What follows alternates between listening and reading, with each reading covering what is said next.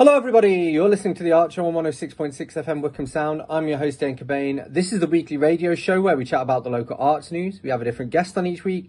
We head over to the Rhylight Zone to check out some short story and or some poetry. And we catch up with Twangling Jack Ford over in the Oak Shed for a weekly album review. As always, you can find us on Facebook. If you search for The Art Show on Wickham Sound, you should be able to find us. And we are repeated on Wickham Sound on Monday nights. We're on the Wickham Sound Listen Again, iTunes, Spotify, and wherever else you get your podcasts. Please do leave us a short review on your podcast platform of choice. It all helps.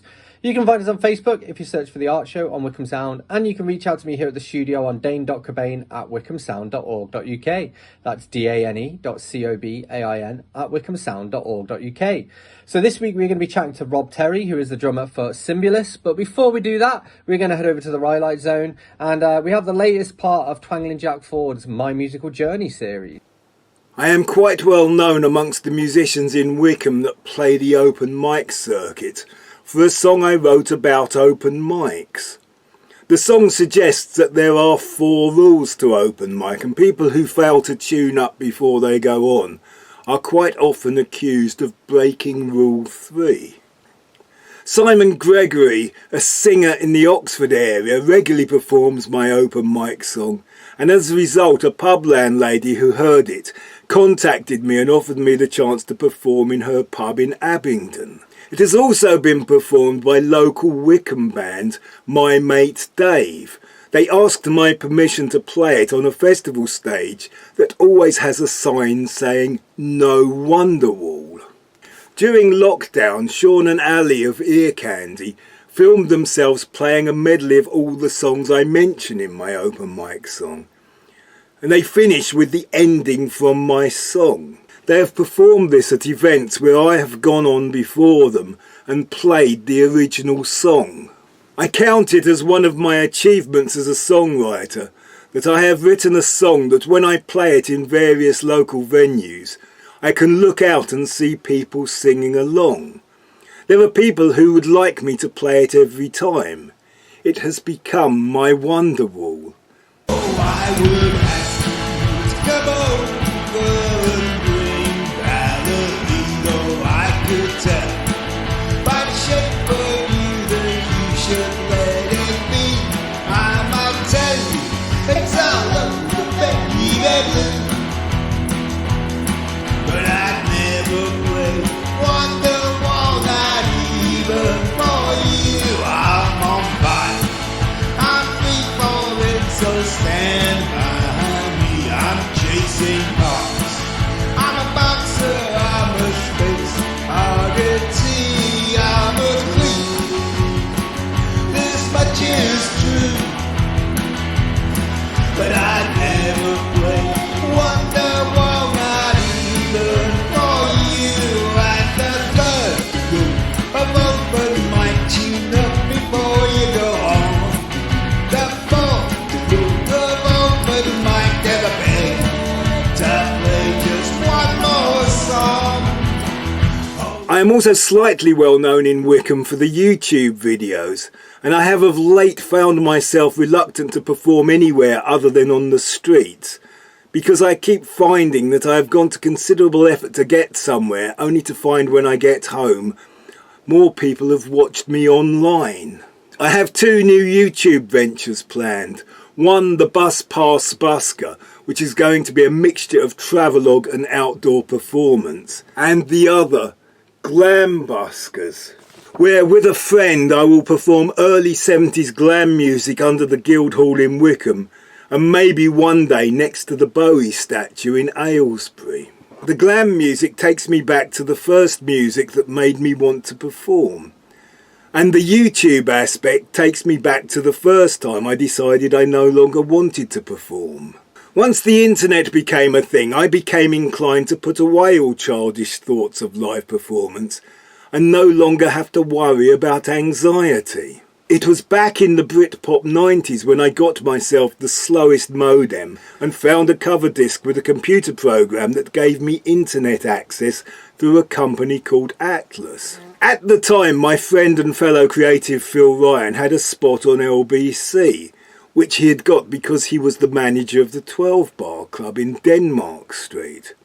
He had a query with the Atlas setup and he had to phone them.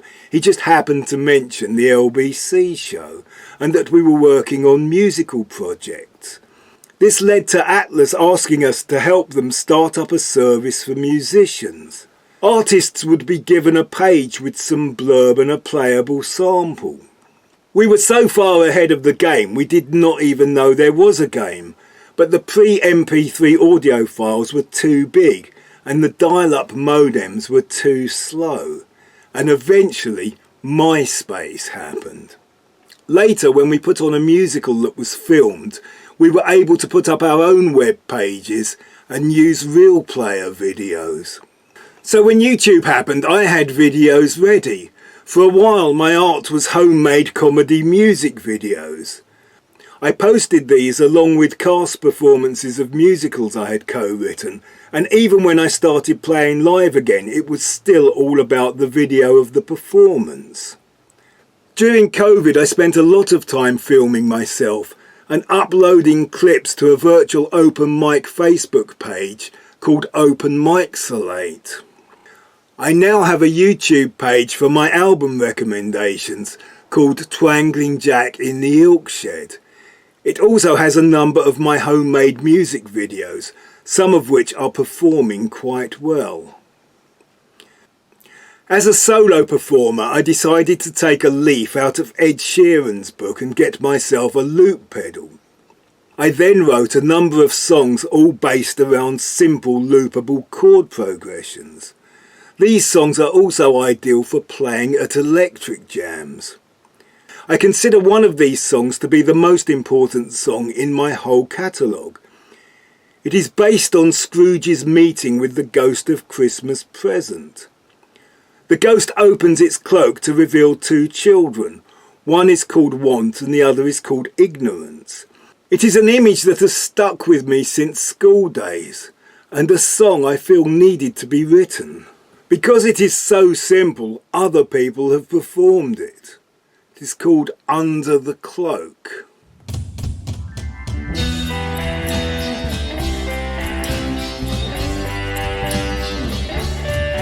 There's a buffet at the food bank to celebrate its opening in town. And we're all in need of something, but there's not enough to go round. I've got so many words in my head, if only I could find a good tune. And today I read that someone had said the tunes speak too soon. So look under the cloak, hiding from the light. Ignorance and want are hiding away in plain sight.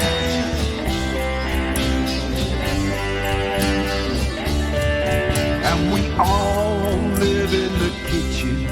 It's the easiest room to heat, but it serves to remind us we don't have enough to eat. The plague has left us weary, the smell of weed hangs in the air, and the drunks on the corner are showing me how not to care. And look under the cloak, hiding from the light. Ignorance and want are hiding away in plain sight.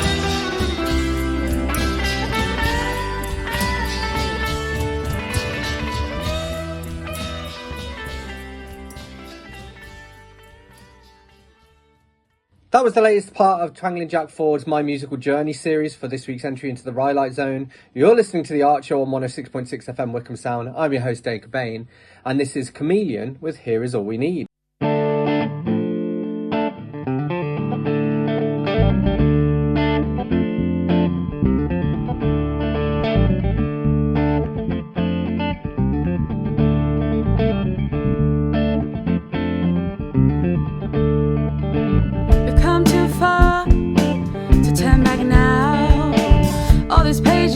And slip away somehow. I don't know if I've come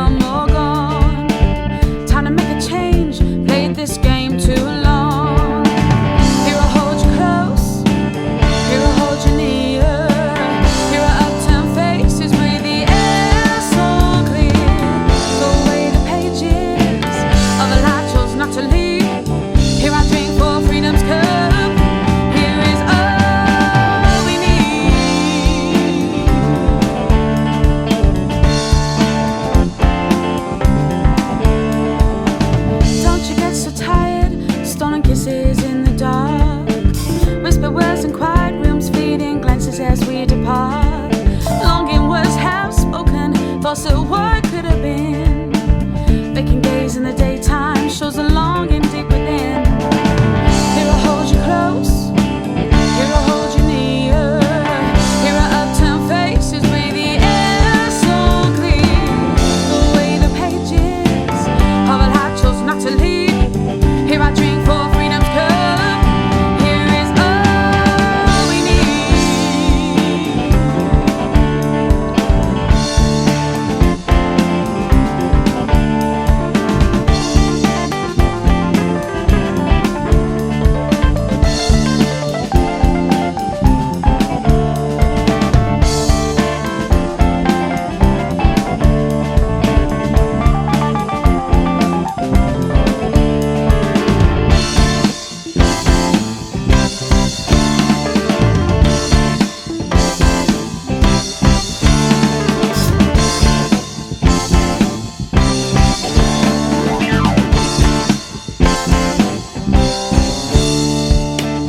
When they finally come for me, my time is done.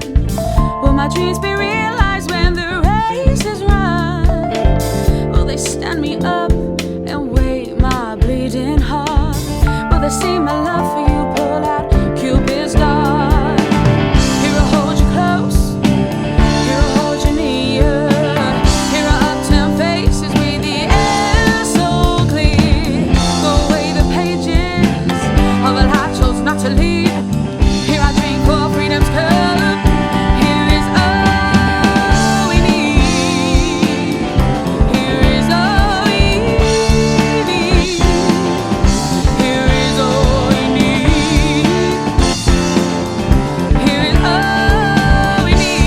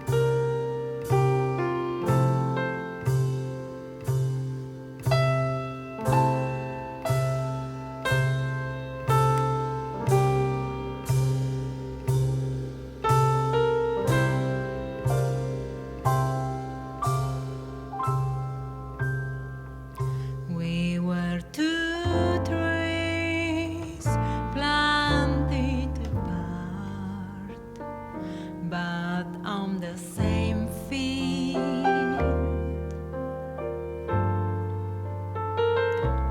My branches reached for the sky, while yours had touched it.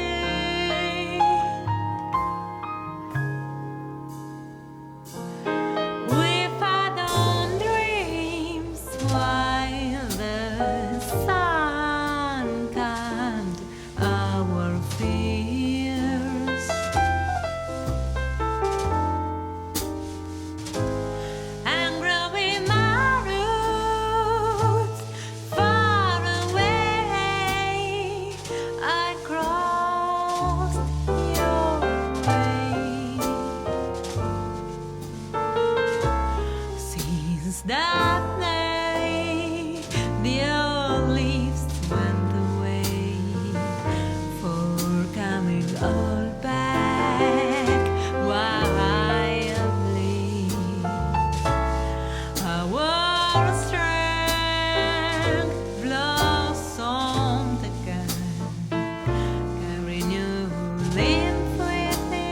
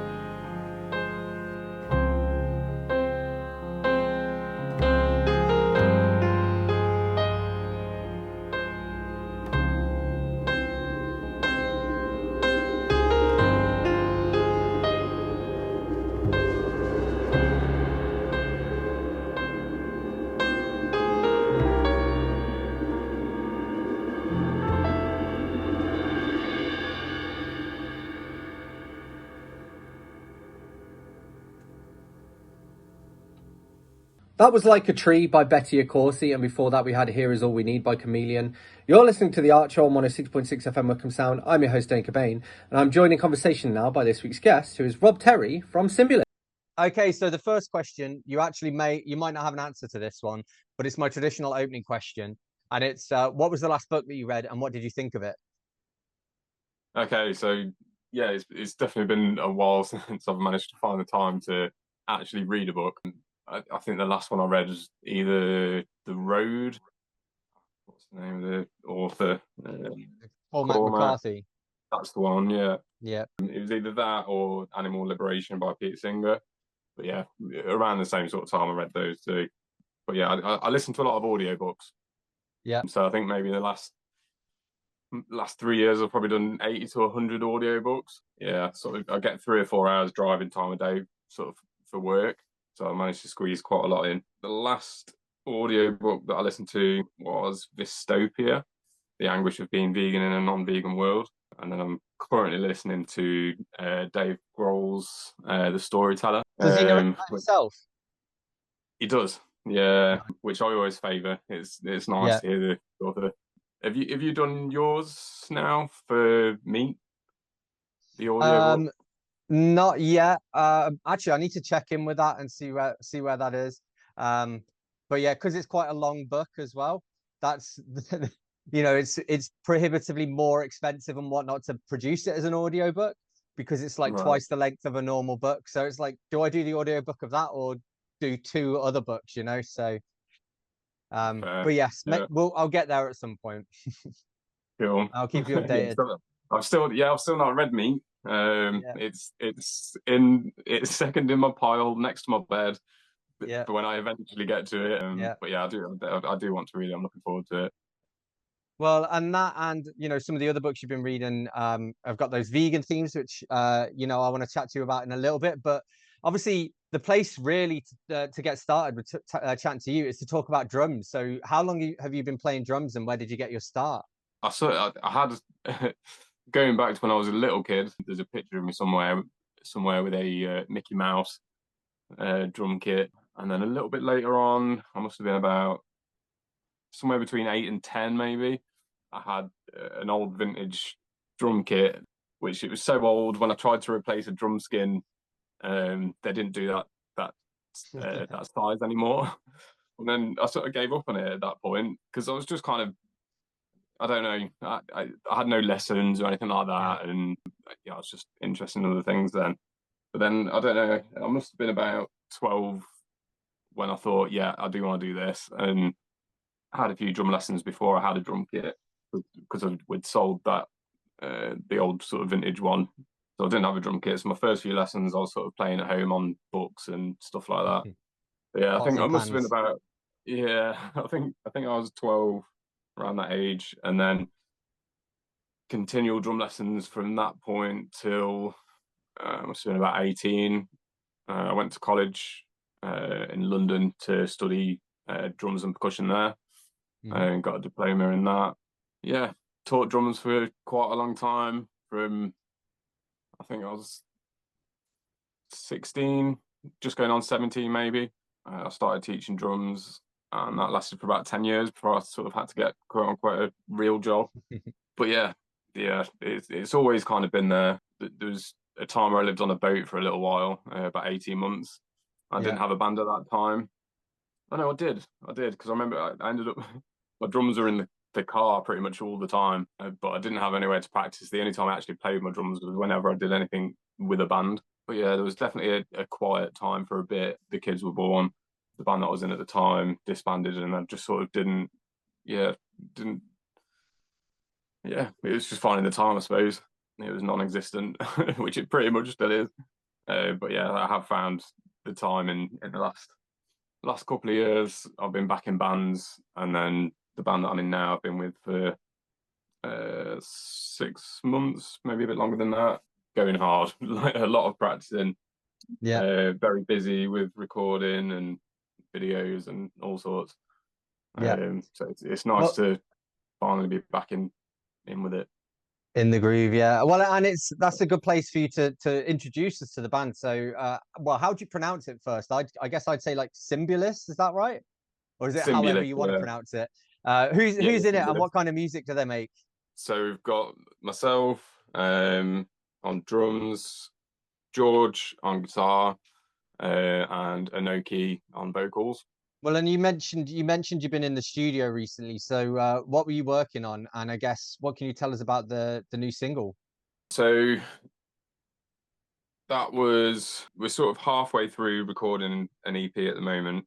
The single that's about to come out, that was recorded probably about 2 months ago, maybe even 3 months now. Recorded another two since then.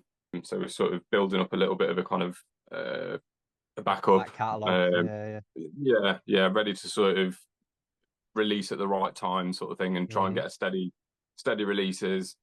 So yeah, so that one, we've got a single coming out on the 8th of November. So there'll be a music video for that, and then first gig in January on the 11th. That's at Dubrek Studios in Derby, and then we'll finish the EP sort of probably early February, certainly in February time, and then it will come out shortly after that, so sort of February, March time. But yeah, it's sort of I guess you'd describe it as modern new metal. So we've all got the same sort of influences, which is nice. You know, sort of Limp Bizkit, Deftones, Korn, that kind of era. So it's kind of that mixed in with sort of more modern stuff like Sleep Token, Fightstar. Yeah. So yeah, modern new metalcore. It'd probably be the full sort of way to capture what it sounds like. But yeah, I'm excited about what's to come. We're proud of it. I think we're excited to get it out there. Yeah. Well, this is your first single, right, as well. So this is going to be like, your first chance to really hear what people make of you guys, I suppose. Yeah. I mean, I should clarify. It's my first single with them, and it's the first single of this EP. So they've been a sort of two-piece for about a year or 18 months sort of beforehand, and done releases themselves. So there's already I think 6-7 tracks on sort of Spotify or wherever you listen to your music. So yeah, there's some songs out there already which I've now sort of come in and put my sort of stamp on it a little bit. I was going to ask about that. Yeah, pretty much playing it as it was written, but just with a little bit of my sort of, I guess, my drumming style kind of put onto it. Yeah. Well, how does it work with, like, as they're writing new material, or again as you're going in the studio at the moment?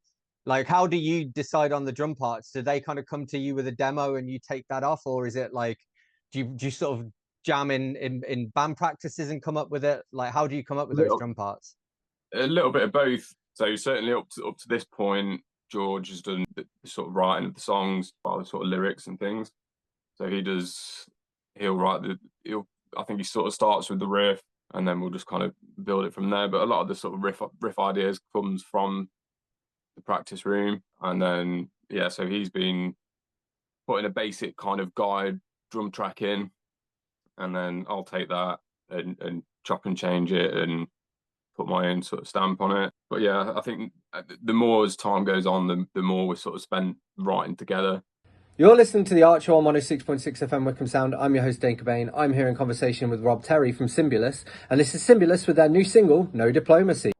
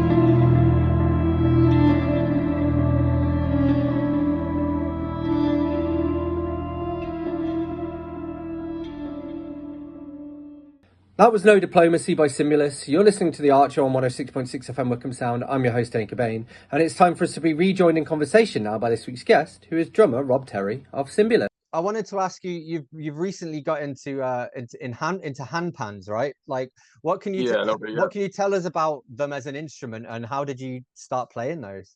Well, I found a sort of machine made, very cheap. I think professional handpan players would probably be absolutely disgusted at what I've done.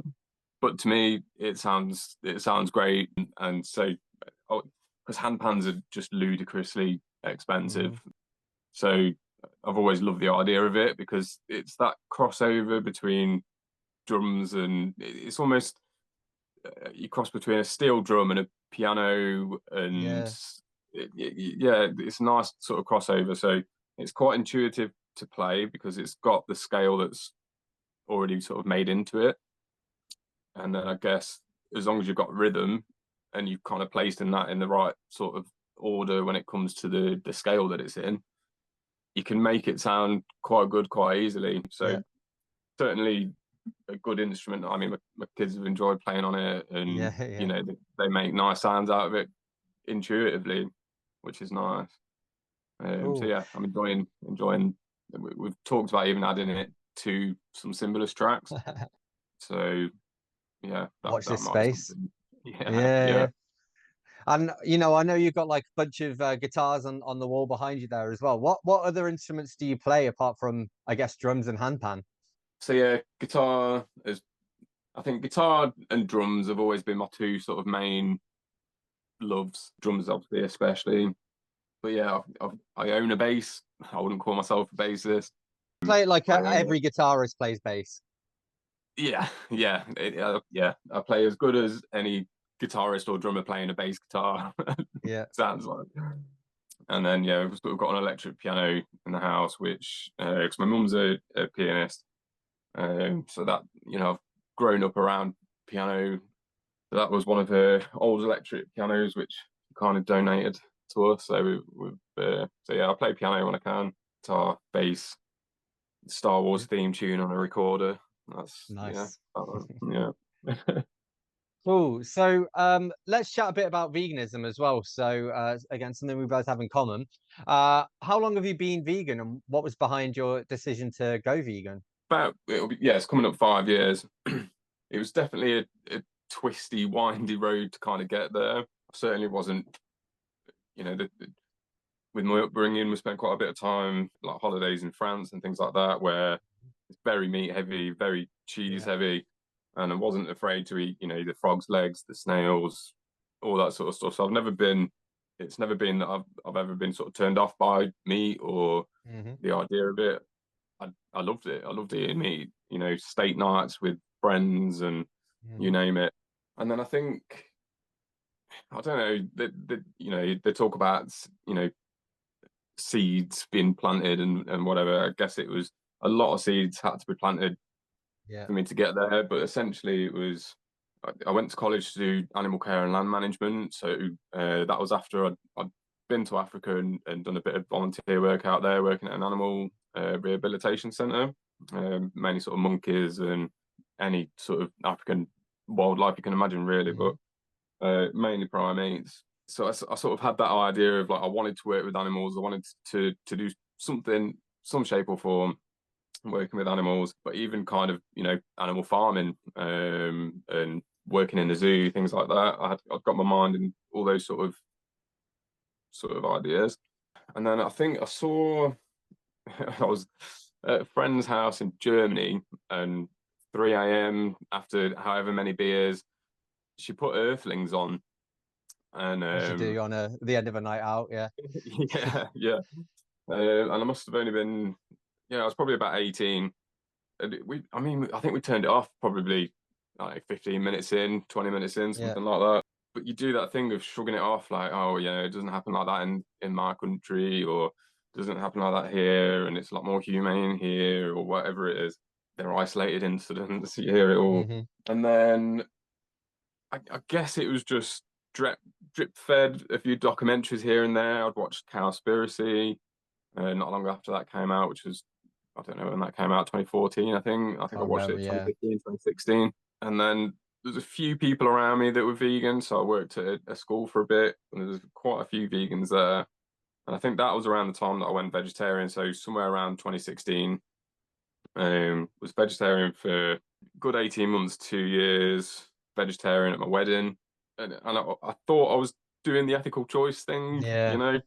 And then it wasn't until I started watching street debates.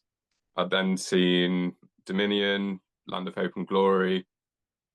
And then I was like, right, yeah, this can't go on. I've seen enough. 2019 was the last year of cheese. And I do not miss it in the slightest. Yeah. Wish I'd done Well, it and sooner. yeah, well, everyone says that, don't they? But and you Yeah. mentioned Cowspiracy. So the guy who directed that, he's going to be at Vegan Camp Out this year, right? So Yes. and I wanted to ask you about Vegan Camp Out. How long have you been going to it, and what are some of your standout memories of the festival? Ooh, nice question. So I think three consecutive years, three or four consecutive years. It got a bit hazy around because there was the year of where it got postponed because of COVID. I'm trying to remember how many wristbands I've got. I'm trying to remember in that. I think it's 4 times.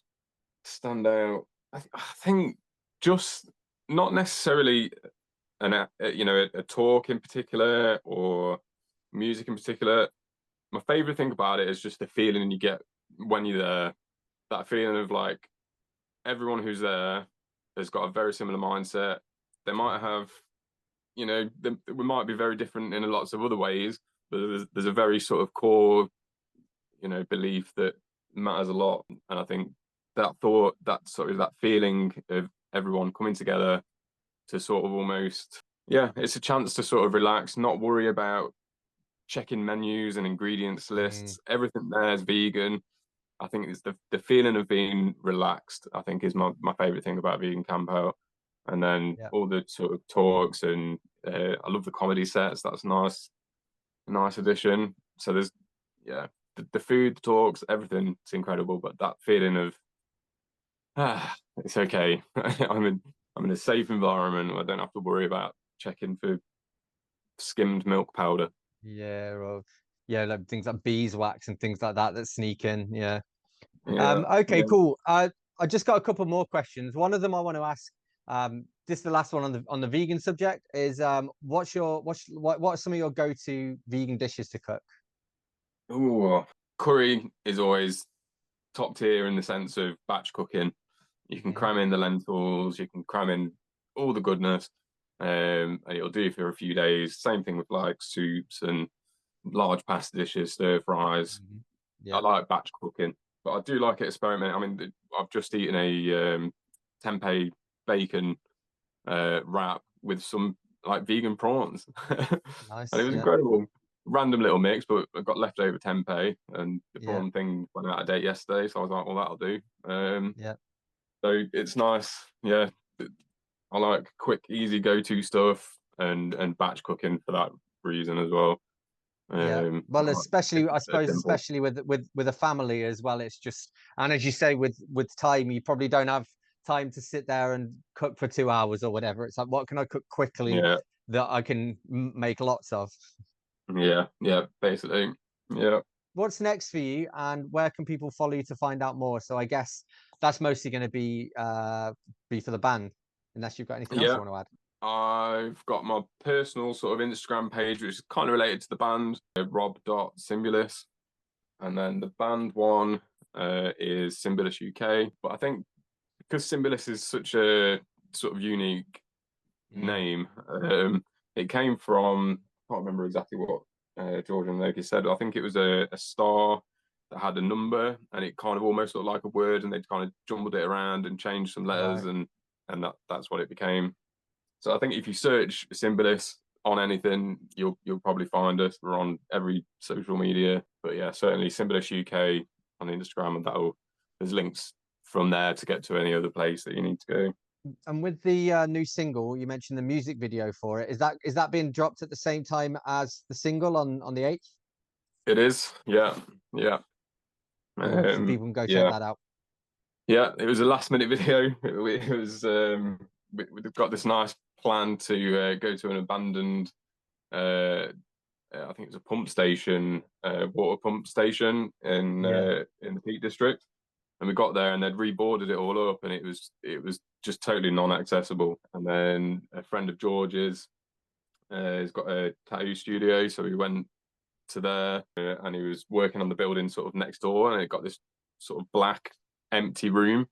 So we're like, that'll do. That'll do. So it was last minute, a lot of changes, but yeah, we're super proud of it. I'm looking forward to people being able to see it. Big thank you to Rob Terry from Simbulis for joining me. You're listening to The Archer on 106.6 FM Wickham Sound. I'm your host, Dane Cobain, and this is Nick Coleman with Python.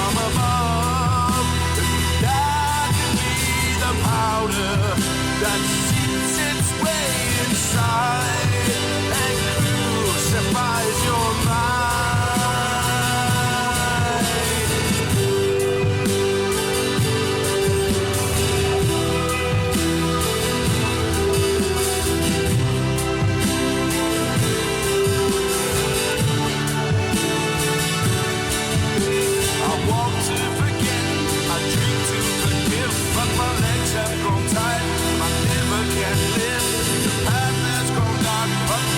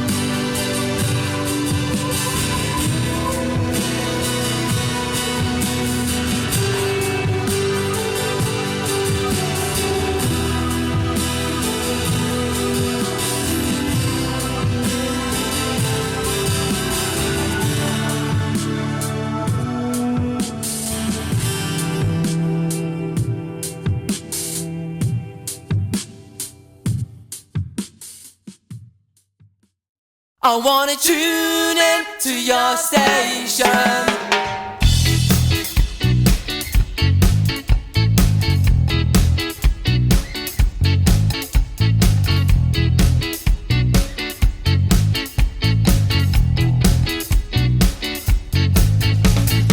So tell me, girl, what's on your frequency? Want to connect? If you just let me, I wanna know what gives you that feeling. Maybe one day you can dance in my kitchen. Tune in, I wanna tune in. Tune in, I wanna tune in to your station. When I'm in my car, I tune in digital. When I'm at home, I like it physical. I like to chill with a record spinning. But all I wanna know is just what gets you singing. Tune in, I wanna tune in. Tune in, I wanna tune in to your station.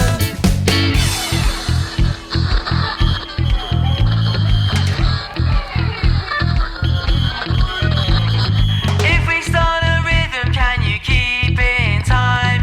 If you need more power, get it amplified. 'Cause when we're in tune, the melody is sweeter, like my snare drum tight and my bass line deeper. Tune in, I wanna tune in. Tune in, I wanna tune in to your station. All I wanna know is just what gets you singing. All I wanna know, I wanna tune in. All I wanna know is just what gets you singing. All I wanna know to your station.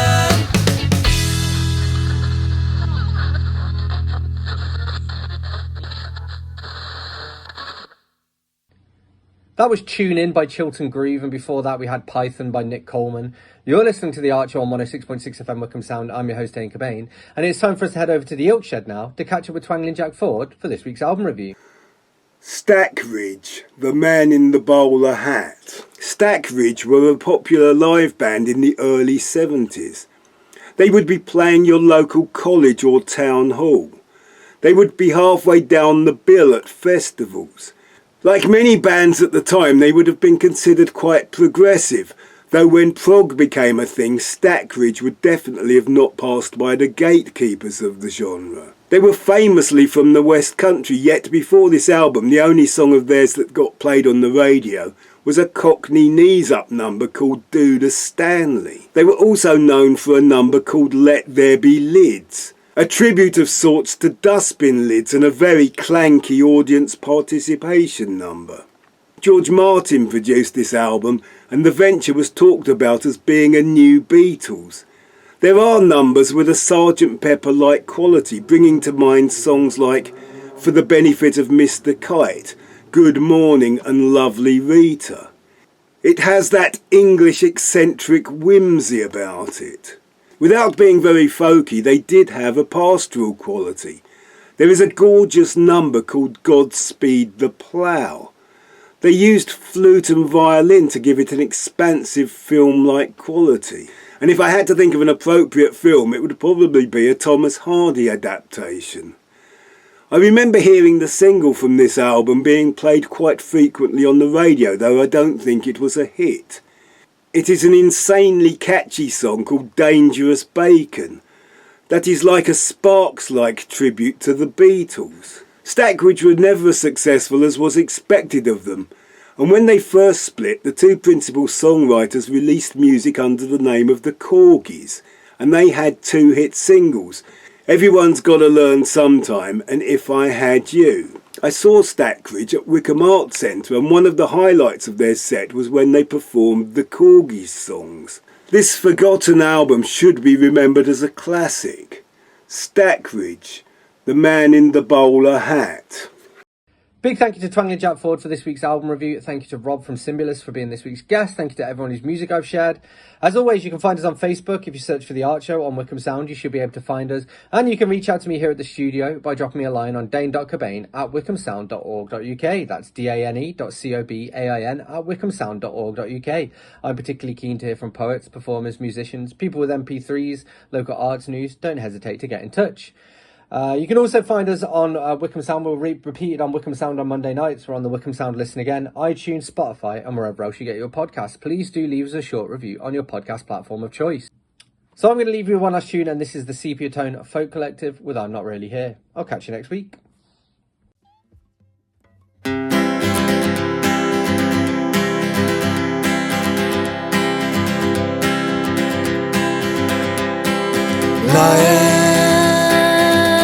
Life can seem a vicious game, and you know love is just the same. Lay down your cards, give it a try.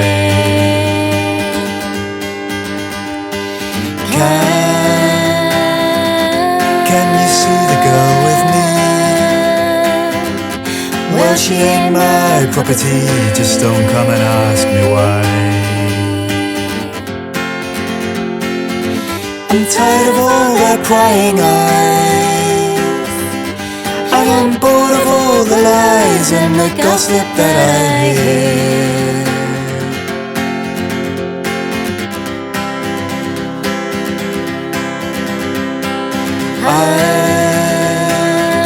I'll sage love songs just for you, lyrics you can misconstrue and hear what you want to hear. I gave you what I had inside, then watched you take me for a ride, though I tried to be sincere.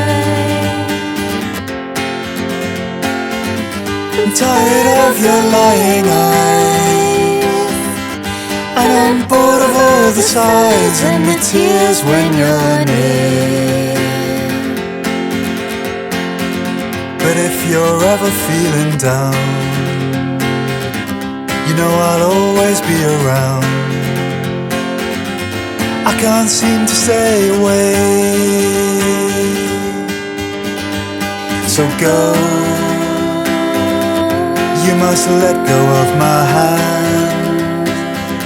You're not my woman, I'm not your man. There's a kindness being cruel.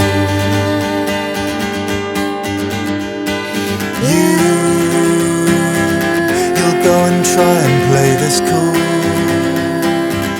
Ignore your heart, play by the rules, then it's me that feels the fool. I'm sick and tired of my disguise, so I'll just say my goodbyes and then slowly disappear. 'Cause I'm not really here, 'cause I'm not really here, I'm not really here.